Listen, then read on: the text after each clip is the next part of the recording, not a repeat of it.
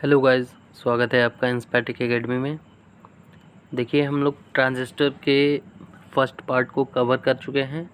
Transistor की biasing और उसके स्टेबिलिटी के अकॉर्डिंग जो भी ऑब्जेक्टिव क्वेश्चंस बनेंगे उसके बारे में इस वीडियो में हम लोग देखेंगे। ठीक है, तो ये आपके बेसिक इलेक्ट्रॉनिक्स जो इलेक्ट्रिकल इंजीनियरिंग वाले पढ़ते हैं, एनालॉग इलेक्ट्रॉनिक्स और इलेक्ट्रॉनिक्स इंजीनियरिंग वाले पढ़ते हैं ईसीडी, यानी कि इलेक्ट्रॉनिक्स कंपोनेंट्स एंड डिवाइस। ये दोनों के लिए कॉमन सब्जेक्ट है।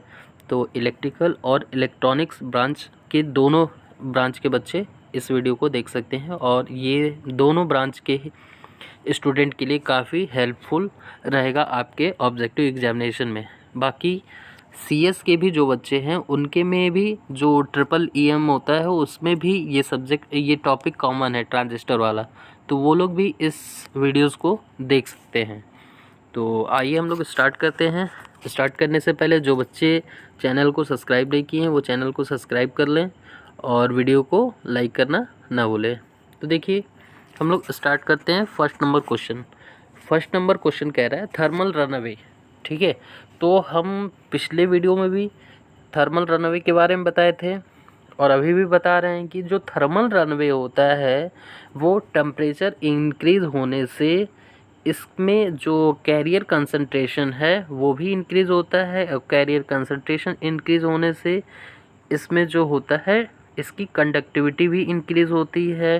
ठीक है, तो यानी कि ओवरऑल टेम्परेचर इंक्रीज़ होने से इसमें थर्मल रनअवे की प्रोसेस होने लगती है। ठीक है, तो ये एक लंबा प्रोसेस है। ठीक है, तो थर्मल हीट जनरेट होता है। हीट जनरेट होने की वजह से आपके इलेक्ट्रॉन्स जो होते हैं कोवैलेंट बॉन्ड्स टूटते हैं जिससे इलेक्ट्रॉन्स और होल्स जनरेट होते हैं। तो ये सारा प्रोसेस इस थर्मल रनअवे में होता है और इसका बेसिक फंक्शन या मेन रीज़न जो होता है वो टेम्परेचर का बढ़ना होता है। ठीक है, तो इसका ऑप्शन हमारा बी राइट आंसर हो जाएगा। ठीक है, तो थर्मल रनअवे जो होता है वो अधिक टेम्परेचर होने के कारण होता है। टेम्परेचर बढ़ेगा, हीट जनरेट होगा तो कोवैलेंट बॉन्ड ब्रेक होंगे तो इलेक्ट्रॉन और होल जनरेट होंगे जिससे कंडक्टिविटी और इनके बीच मूवमेंट बढ़ेगा तो आसपास के इलेक्ट्रॉन को भी ये कोलाइज करेंगे, टकरा के फिर से हीट प्रोड्यूस करेंगे। हीट प्रोड्यूस होगा तो फिर से टेम्परेचर बढ़ेगा। तो ये सर्कल में होता रहता है। ठीक है, जिसको हम थर्मल रनअवे कहते हैं। नेक्स्ट अगर क्वेश्चन की बात करें हम लोग कि ट्रांजिस्टर वाइसिंग डैश कंडीशन को प्रदर्शित करती है। तो ट्रांजिस्टर वाइसिंग में कौन से ऐसा हम फिनोमिना ले आते हैं जिससे कि वो हमारा उसकी वाइसिंग को स्टेबल रखा जाता है। तो एसी सिग्नल्स द्वारा तो ऐसा कुछ नहीं है। ठीक है, एसी डीसी दोनों के द्वारा नहीं। तो केवल बाइसिंग की अगर बात करेगा तो हमेशा केवल डीसी सिग्नल के ही द्वारा हम ट्रांजिस्टर के ऑपरेटिंग पॉइंट को हम फिक्स करते हैं। ठीक है, लेक्चर या जो लोग हमारे ऑफलाइन कोचिंग क्लासेस में पढ़े हैं या ऑनलाइन क्लासेस में पढ़े हैं उन लोगों को पता है कि इस तरीके से आउटपुट जो होता है उसमें हमारा डीसी लोड लाइन होता है और इसमें क्यू पॉइंट होता है और इस क्यू पॉइंट को ही स्टेबल करने के लिए हम इसकी बाइसिंग करते हैं। ठीक है, तो दूसरे का option number b right answer हो जाएगा। नेक्स्ट क्वेश्चन की अगर हम लोग बात करें तो थर्ड नंबर क्वेश्चन देखिए। थर्ड नंबर क्वेश्चन कह रहा है कि यदि एम्पलीफायर में बाइसिंग ना किया जाए तो इसका क्या परिणाम होगा। ठीक है, तो अगर हम बाइसिंग नहीं कर रहे हैं तो क्या होगा। तो बाइसिंग नहीं कर रहे हैं तो क्यू पॉइंट डिस्टर्बेंस रहेगा और जिसके कारण जो होगा हमारा जो भी आउटपुट होगा वो भी डिस्टर्ब मिलेगा, मतलब वो प्रॉपर सिग्नल हमको नहीं मिलेगा। ठीक है, तो डिस्टॉर्टेड सिग्नल मिलेगा। ठीक है, तो आउटपुट हमारा डिस्टॉर्टेड रहेगा तो इसके लिए ऑप्शन ए राइट आंसर हो जाएगा। ठीक, नेक्स्ट अगर हम नेक्स्ट क्वेश्चन की बात करें, इजी क्वेश्चंस हैं, बेसिक क्वेश्चंस हैं। आप इसको एक बार अच्छे से एग्ज़ाम देने से पहले प्रिपेयर कर लीजिएगा ताकि आपका क्वेश्चन इनसे ना छूटे, क्योंकि इन्हीं सारे क्वेश्चंस में से 100% आपका क्वेश्चन मिल जाएगा। ठीक है, तो देखिए नेक्स्ट क्वेश्चन हम लोग बात करें 4 नंबर की। तो कह रहा है कि डीसी लोड लाइन ठीक है गुजरती है। अब देखिए, अभी हम आपको बताए थे प्रीवियस क्वेश्चन में कि इस तरीके से हमारा आउटपुट ग्राफ होता है और आउटपुट ग्राफ होता है इस तरीके से हमारा डीसी होता है वीसी और ये आईसी, ठीक है, और यहाँ पे हमारा क्यू पॉइंट होता है। तो डीसी लोड लाइन जो है वो क्यू पॉइंट से होकर गुजरेगा, ठीक है। तो चौथे का ऑप्शन सी राइट आंसर हो जाएगा, ठीक है।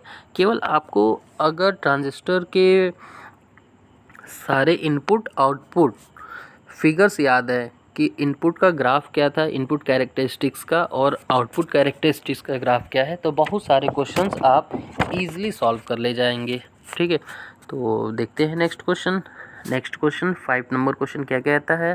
तो 5 नंबर क्वेश्चन कह रहा है आपका ऑपरेटिंग पॉइंट प्रदर्शित करता है, ठीक है।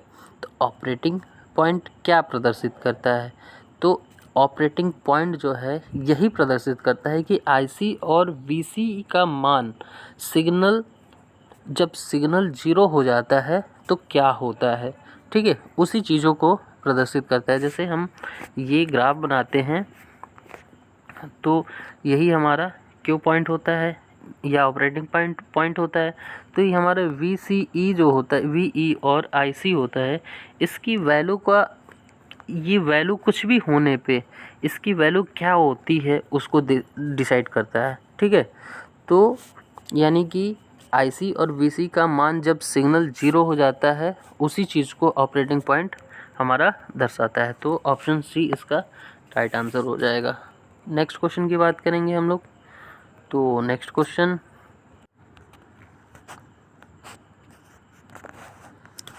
देखिए, सामान्य ट्रांजिस्टर बायसिंग के द्वारा किया जाता है, ठीक है। तो मोस्टली स्टूडेंट जो होंगे वो बायस बैटरी लगाएंगे, जो कि सरासर गलत है। डायोड तो हो ही नहीं सकता, ठीक है, कोई नहीं, ये दोनों तो आपका अदर ऐसे ही कैंसिल हो गया। और मोस्टली स्टूडेंट बायस बैटरी यानी कि सोचेंगे कि आपका बैटरी के द्वारा ही वाइसिंग किया जाता है तो वाइस बैटरी ही कहलाएगा, बट ऐसा नहीं होता है। बैटरी के अलावा भी और भी सारी चीज़ें होती हैं जिसको हम वाइस सर्किट बोलते हैं। तो इसका करेक्ट आंसर बी हो जाएगा, वाइस सर्किट के द्वारा हम ट्रांजिस्टर की वाइसिंग करते हैं। नेक्स्ट क्वेश्चन की अगर हम बात करें तो नेक्स्ट देखिए, कह रहा है कि सबसे अच्छा स्टेबलाइजेशन कौन से सर्किट देता है। तो कह रहा है कि जो डिफरेंट टाइप के, जैसे हम आपका बेस रजिस्टर बायस पढ़े थे, कलेक्टर बेस बायस पढ़े थे, एमीटर बायस पढ़े थे, पोटेंशियल डिवाइडर बायसिंग पढ़े थे। तो ये सारे बायसिंग में कौन सा बायसिंग जो है वो सबसे ज़्यादा स्टेबल है, ठीक है, जिसकी स्टेबिलिटी सबसे ज़्यादा है, तो पोटेंशियल डिवाइडर की सबसे अच्छी होती है, ठीक है, बाकी सबकी इनसे कम होती है। तो 7 का ऑप्शन सी राइट आंसर हो जाएगा। नेक्स्ट क्वेश्चन की बात करें हम, क्वेश्चन नंबर 8। तो क्वेश्चन नंबर 8 कह रहा है कि स्टेबिलिटी फैक्टर एस आइडियली इसका मान क्या होता है, ठीक है। तो अगर हम आइडियली की बात करें तो आइडियली इसकी वैल्यू जो होती है वो 1 होती है, ठीक है। तो 8 नंबर क्वेश्चन का बी राइट आंसर हो जाएगा, ठीक है। नेक्स्ट क्वेश्चन, ये कुछ फैक्ट डाटा है जिसको आपको लर्न करना ही पड़ेगा, ठीक है। नेक्स्ट क्वेश्चन हम बात करें 9 नंबर।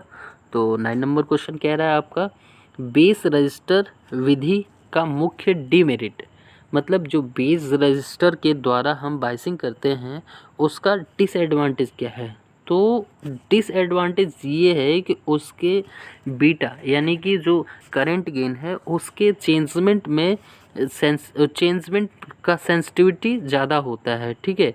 तो वो बहुत ज़्यादा ही सेंसिटिव होता है, यानी कि थोड़ा भी अगर चेंजमेंट होता है तो उसका करंट गेन जो है वो आपका चेंज हो जाएगा, ठीक है। यही इसका डिसएडवांटेज होता है, यानी कि बीटा की वैल्यू जो है वो बहुत जल्द ही चेंज हो जाती है। थोड़ा भी डिफ्लेक्शन टेम्परेचर या बायसिंग करंट या वोल्टेज किसी के कारण थोड़ा सा भी अगर डिफ्लेक्शन होता है तो वहाँ पे वो चेंज हो जाता है, जो कि ये होना नहीं चाहिए, ठीक है। तो बेस ट्रांजिस्टर विधि का मुख्य डिमेरिट जो होता है वो आपका बीटा में परिवर्तन के लिए सेंसिटिव होना होता है, यानी कि ये बीटा बहुत ज़्यादा ही सेंसिटिव होता है, ठीक।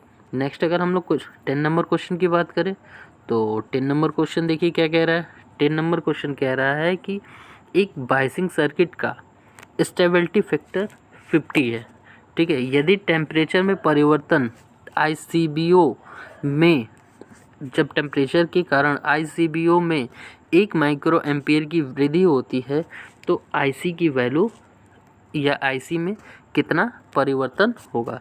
तो इसके लिए एक फॉर्मूला होता है जो कि अभी आपको ऑनलाइन क्लासेस में बताया गया था कि इसका कितना फॉर्मूला क्या होता है। तो स्टेबिलिटी फैक्टर का फॉर्मूला होता है S delta IC upon delta ICBO, constant value of VBE।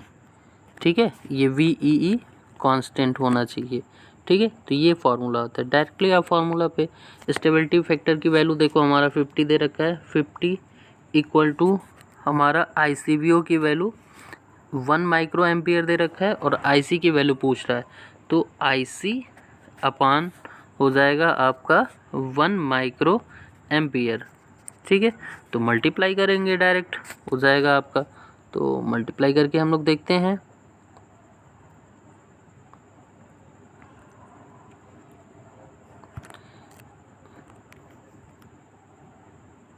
Multiply करके हम लोग देखते हैं इसका, तो आपका डायरेक्टली मल्टीप्लाई करके दिखा देते हैं आपको। 50 इंटू 1 माइक्रो एम्पियर। ठीक है, तो 50 और माइक्रो एम्पियर, तो आपका क्या हो जाएगा, इसको डायरेक्ट आप 50 माइक्रो एम्पियर ही रख सकते हैं, ऑप्शन में दे रखा है। ठीक है, तो ऑप्शन बी इसका राइट आंसर हो जाएगा, 50 माइक्रो एम्पियर। ठीक है, तो आपको बस याद रखना है स्टेबिलिटी फैक्टर का formula S delta IC upon delta ICBO। ठीक है, इसी से ये क्वेश्चन सॉल्व हो जाएगा। नेक्स्ट क्वेश्चन की हम लोग बात करेंगे। तो नेक्स्ट क्वेश्चन देखिए क्या कह रहा है। नेक्स्ट क्वेश्चन कह रहा है किसी बायसिंग सर्किट का स्टेबिलिटी फैक्टर S अधिक होता है। ठीक है, मतलब इसमें से किस सर्किट का स्टेबिलिटी फैक्टर सबसे अधिक होता है, ये चीज़ आपको बताना है। तो इसके लिए देखिए, आपका सारे का फॉर्मूला हम आपको आपके ऑनलाइन क्लासेस में नोट करा चुके हैं। ठीक है, तो अगर हम इसकी बात करेंगे तो इसमें जो फिक्स्ड वाइज होता है, इसका स्टेबिलिटी फैक्टर जो होता है वो सबसे अधिक होता है इन दोनों के अपेक्षा। ठीक है, तो 11 का C ऑप्शन ज़्यादा हो जाता है, यानी कि सबसे अधिक ही होता है। तो ये चीज़ आप हमेशा रट डालिए कि जो फिक्स्ड वाइज सर्किट होता है इसका स्टेबिलिटी फैक्टर बहुत ज़्यादा होता है। बात ख़त्म। अब आते हैं नेक्स्ट क्वेश्चन 12 नंबर क्वेश्चन देखिए क्या कह रहा है कि ऑपरेटिंग पॉइंट को किस नाम से भी जाना जाता है। ठीक है, तो आपको 2-3 नाम बताए थे। ठीक है, जिसको हम क्वेशेंट पॉइंट के नाम से भी जानते हैं, तो इसका बी ऑप्शन राइट आंसर हो जाएगा। ठीक है, सिंपल क्वेश्चन था।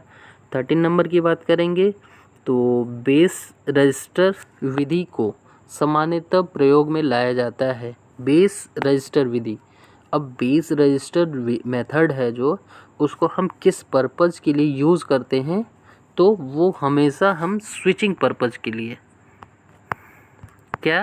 स्विचिंग पर्पज़ के लिए, ऑन ऑफ के लिए हम लोग यूज़ करते हैं। तो इसका C ऑप्शन राइट आंसर हो जाएगा।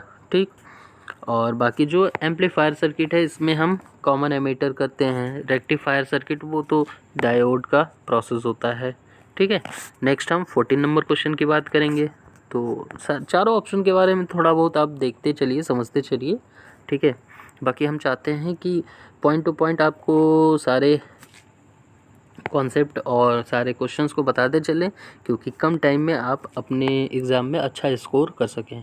और जिन लोगों ने चैनल को सब्सक्राइब नहीं किया वो सब्सक्राइब कर लें और लाइक तो करना ना भूलें, क्योंकि आपके लाइक ही हमको मोटिवेट करेंगे ज़्यादा से ज़्यादा वीडियो बनाने के लिए।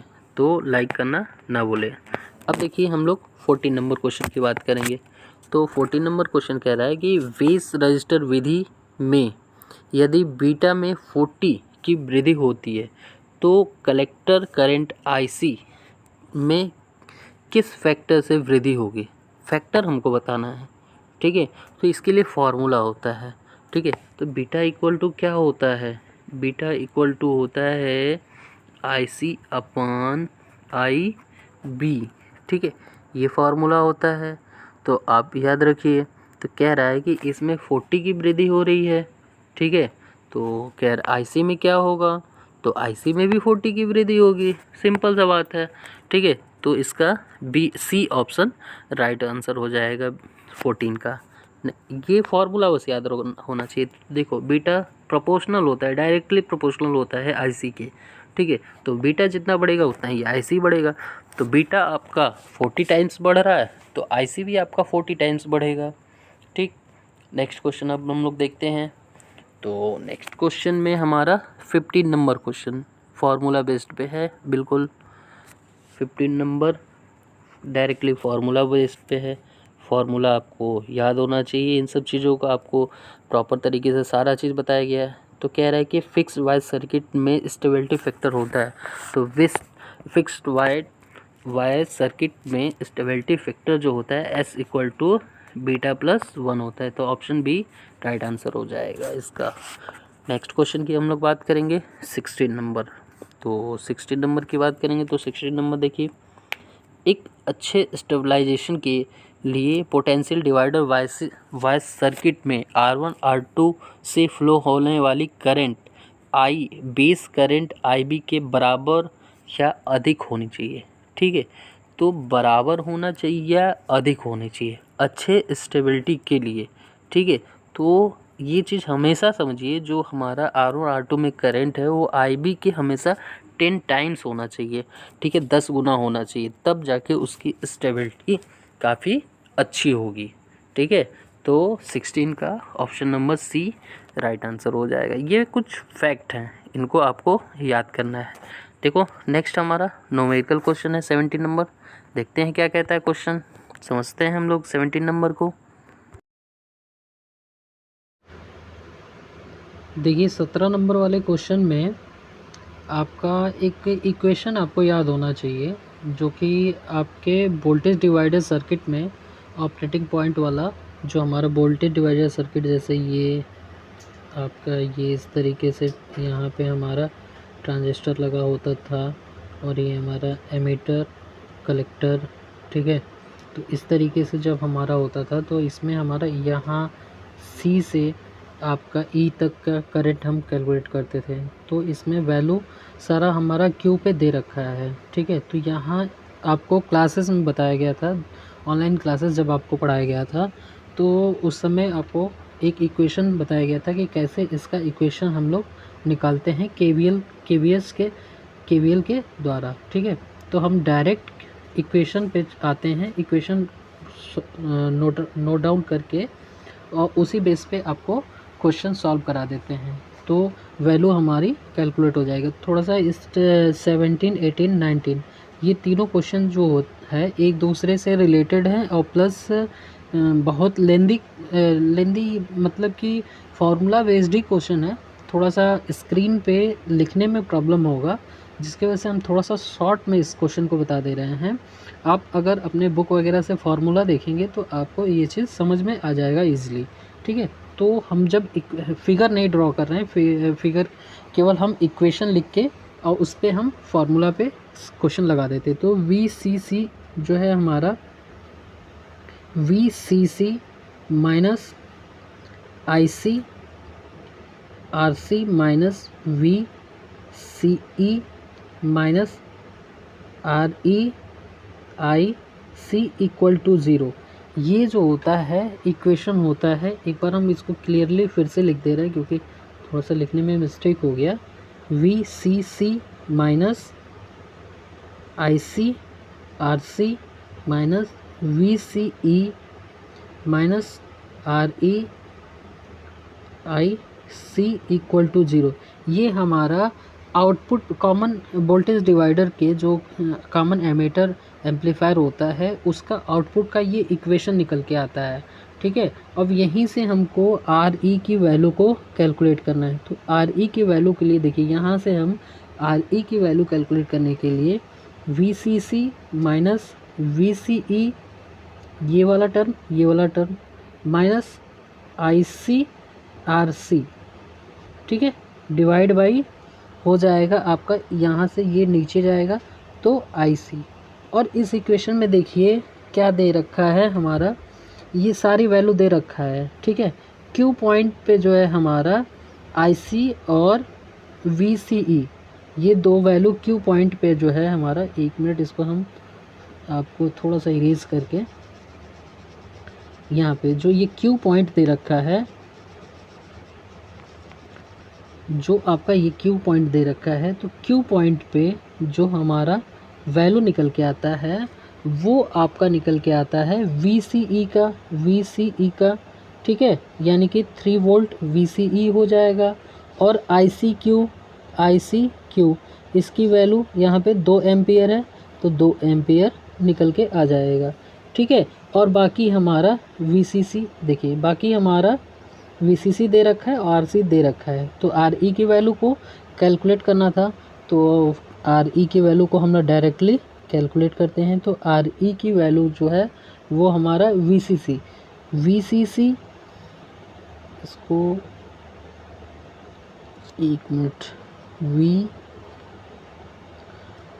RE equal to VCC minus VCE minus ICRC divide by IC, ठीक है, ये चीज़ है।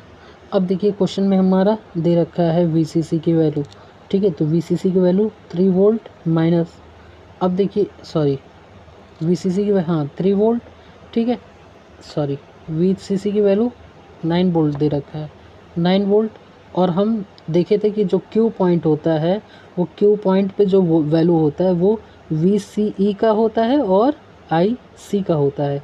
तो VCE की वैल्यू 3 वोल्ट दे रखा है, तो 9 माइनस 3, ठीक है, फिर उसके बाद माइनस IC की वैल्यू देखो यहाँ पे 2 एम्पियर मिली एम्पियर, यानी कि 2 इंटू RC की वैल्यू 2.2 किलो ओम, यानी कि 2.2 किलो ओम और मिली ओम, ये दोनों कैंसिल होके केवल और केवल वोल्ट में आ जाएगा, ठीक है। तो ये 9 में से 3 को अगर सब्ट्रैक्ट करेंगे तो ये हो जाएगा 6 में 6, और डिवाइड में अभी हमको IC की वैल्यू, और IC की वैल्यू हमारी दे रखी है 2 एम्पियर, ठीक है।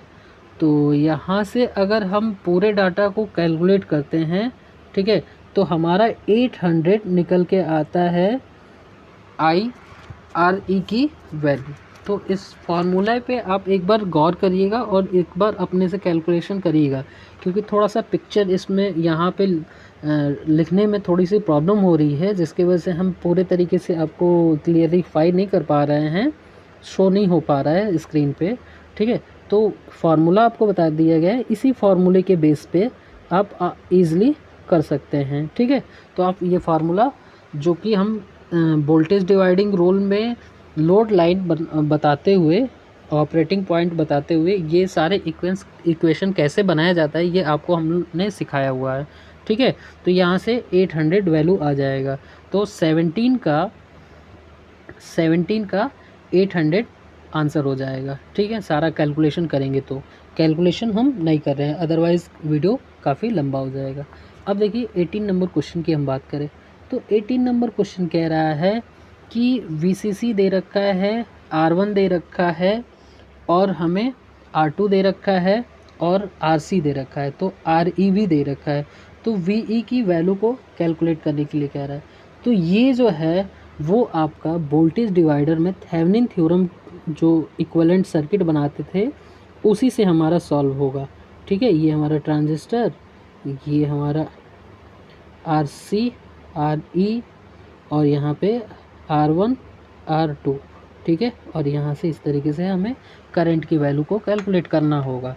तो इसी फिगर के थ्रू हमारा इसकी वैल्यू जो है हमारा VE की वैल्यू, यानी कि इस पॉइंट पे एमीटर पे, ठीक है, इस पॉइंट पे VE की वैल्यू को कैलकुलेट करना होगा। तो फिगर हम इरेज कर दे रहे हैं और इक्वेशन के थ्रू हम बता रहे हैं यहाँ पे कैसे क्या हो रहा है, ठीक है। या आप इसको एक बार कैलकुलेट कर लीजिएगा, इतना लेंदी क्वेश्चंस आपके ऑब्जेक्टिव एग्जामिनेशन में देंगे तो नहीं, बट आप इसको एक बार कैलकुलेट कर लीजिएगा। वैल्यू हम आपका आंसर बता दे रहे हैं, ठीक है। तो इसका आंसर हो जाएगा आपका 7.9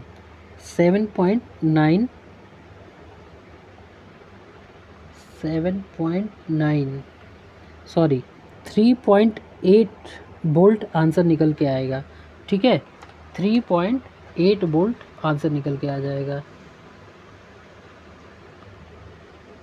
या इसको हम आपको बता ही दे रहे हैं, ठीक है। इसको जो हम सर्किट बनाए थे उसी के अकॉर्डिंग थेवेनिन वोल्टेज निकालेंगे तो VTH इक्वल टू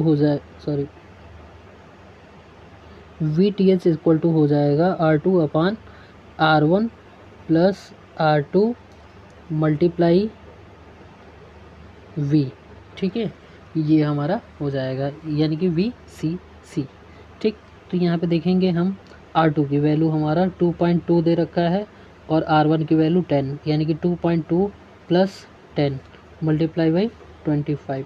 अगर इसको कैलकुलेट करोगे तो आपका 4.5 निकल के आएगा हमारा, 4.5। ये आप कैलकुलेशन अपने अकॉर्डिंग कर लीजिएगा, ठीक है। तो यानी कि VTH की वैल्यू 4.5 निकल के आएगा और ये VTH जो है वो आपका VBE के नियर अबाउट होता है, ठीक है। तो अब देखिए जो VTH की वैल्यू हम यहाँ पे नोट डाउन करते चलिए, VTH की वैल्यू हमारा निकल के आया था 4.5, ठीक है। अब हमको निकालना है VBE, ठीक। VBE निकालना है तो VBE की वैल्यू 0.7 होता है, तो यानी कि इसको VB minus VE equal to 0.7 और जो ये VTH की वैल्यू निकल के आता है वो VB की वैल्यू ही होता है, ठीक है। तो यहाँ से VE की वैल्यू पूछा है तो VTH में 0.7 अगर हम लोग सब्ट्रैक्ट कर देंगे तो आपका निकल के आ जाएगा VE की वैल्यू, ठीक है। यहाँ पे पूछा गया है ना कि VE की वैल्यू ज्ञात करिए, तो 4.5 में आप 0.7 को सब्ट्रैक्ट करेंगे तो 3.8 निकल के आएगा, ठीक है। तो 18 का ए ऑप्शन राइट आंसर हो जाएगा। अब देखिए 19 क्वेश्चन की अगर हम लोग बात करेंगे तो 19 क्वेश्चन जो है वो दे रखा है कि जो ऊपर हमारा VCE का मान निकाला गया है, दिए गए प्रश्न में VCE का मान क्या होगा, ठीक है। तो VCE का मान निकालने के लिए आप VCE इक्वल टू VCE का मान निकालने के लिए VC माइनस, देखिए यहाँ पे हम लोग ऊपर VE की वैल्यू कैलकुलेट किए थे, VE की वैल्यू कैलकुलेट किए थे हम लोगों ने 3.8, ठीक है। अब हम देखेंगे कि VE जो होता है वो होता है IC into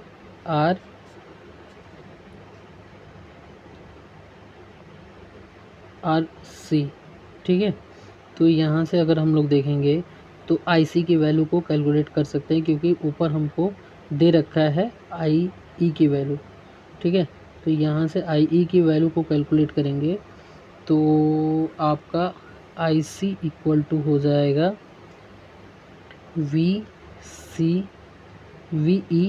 upon RE equal to VE, इसकी वैल्यू है 3.8 डिवाइड बाई RE की वैल्यू 1, ठीक है। तो ये हो जाएगा 3.8 मिली एम्पियर, ठीक है। अब हमारा IC की वैल्यू कैलकुलेट हो गई है। अब हमको कैलकुलेट करना है VC की वैल्यू, ठीक है।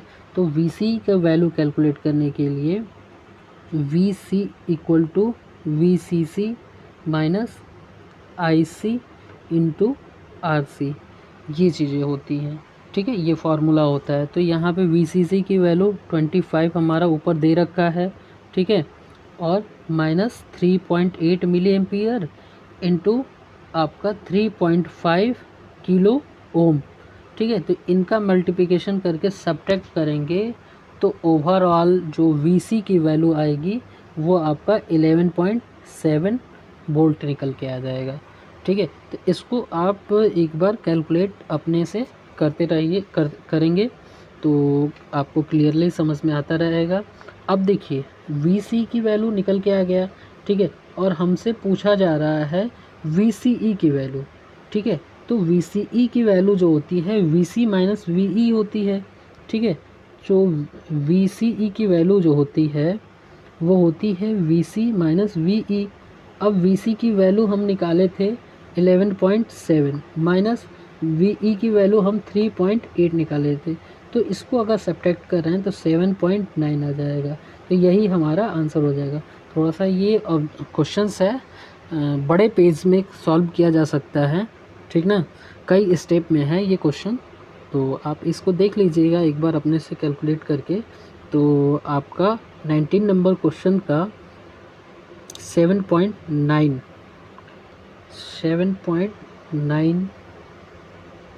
आ जाएगा, जो कि ऑप्शन में नहीं दे रखा है।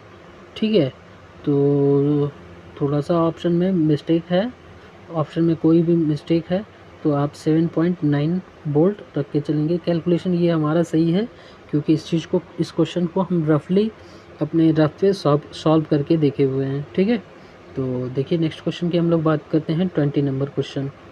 तो 20 नंबर क्वेश्चन कह रहा है कि एम्पलीफायर के ऑपरेटिंग पॉइंट के क्रमशः सैचुरेशन व कट ऑफ रीजन की ओर शिफ्ट होने पर किस हाफ साइकिल की क्लिपिंग होती है।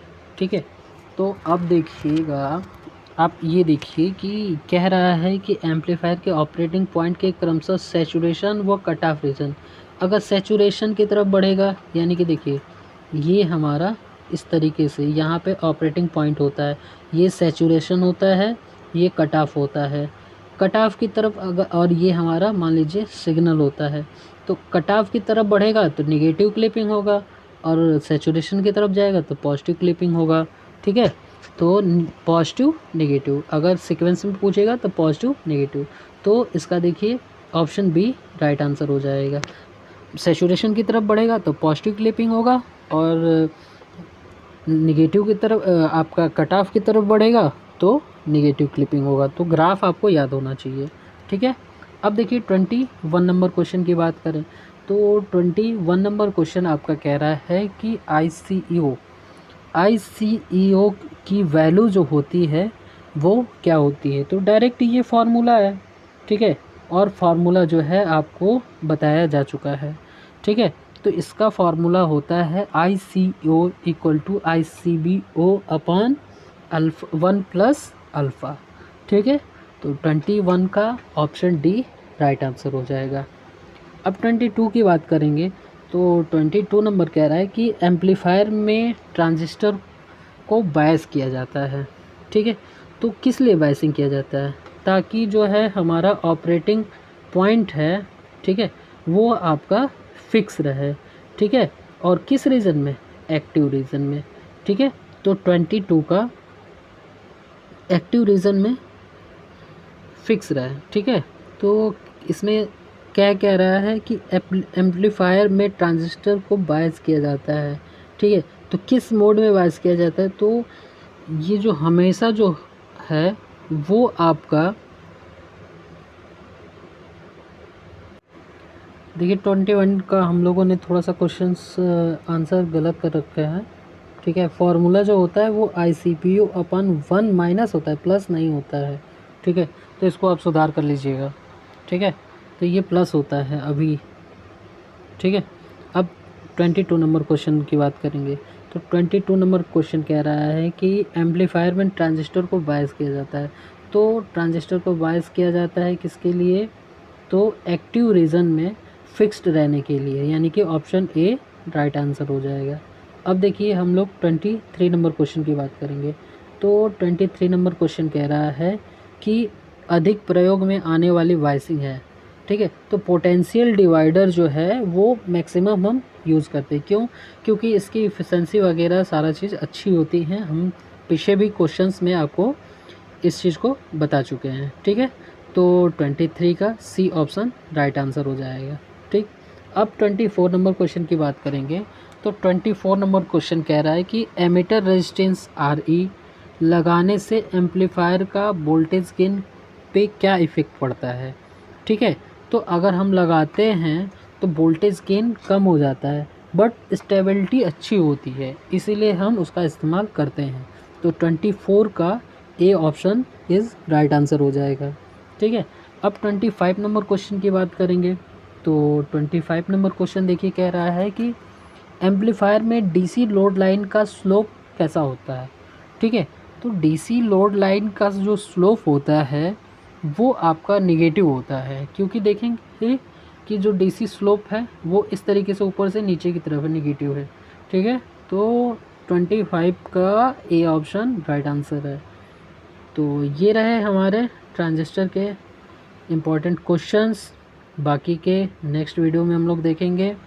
तो जो लोग चैनल को सब्सक्राइब नहीं किए हैं, चैनल को सब्सक्राइब कर दें और ज़्यादा से ज़्यादा अपने दोस्तों के और अदर पॉलिटेक्निक कॉलेज के ग्रुपों में शेयर करने की कोशिश करें। धन्यवाद, मिलते हैं नेक्स्ट वीडियो में।